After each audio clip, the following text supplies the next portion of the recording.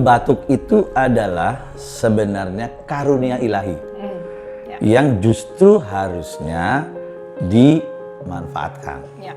Kenapa dia batuk? Karena dia ingin mengeluarkan sesuatu, mekanisme pertahanan tubuh, yang ada sesuatu di dalam tubuhnya yang harus dikeluarkan.